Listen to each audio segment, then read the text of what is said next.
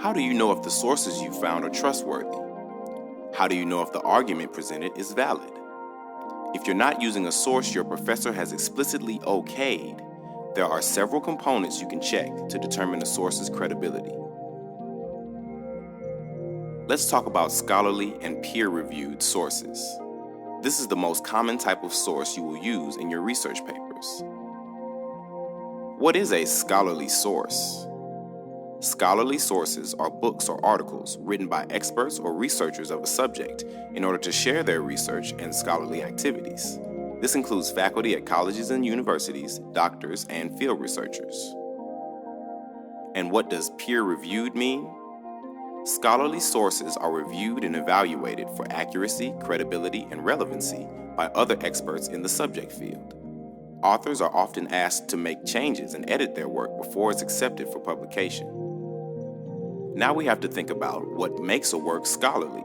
There are a number of criteria. Let's examine an article citation from a scholarly journal. I'm researching violent video games and children in Academic Search Premier, which is a widely used library database. Let's consider some factors. First, we should ask if the authors are scholars, that is, people who are researching in a certain area to support their work. You should look for credentials and institutional affiliations, such as a university or a hospital. From here, I cannot tell the author's affiliations, so we'll save that for later. Next, we'll note the journal title, Aggressive Behavior.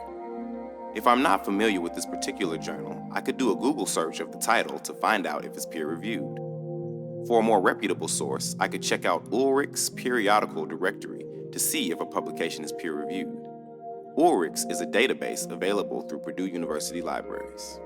Finally, the icon to the left of the title tells me the source providing the article is an academic journal. If I click on the article title, I can learn more about this particular source.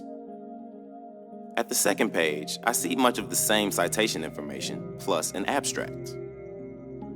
From the abstract, I can determine the audience, content, and purpose. This will tell us if the article was written for scholars, that is, people who use the research to support their work, such as professionals, professors, graduate students, and undergraduate students.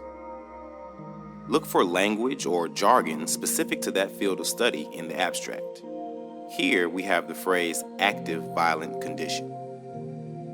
Also from the abstract, we can see the article shares original research, with support from past or ongoing research.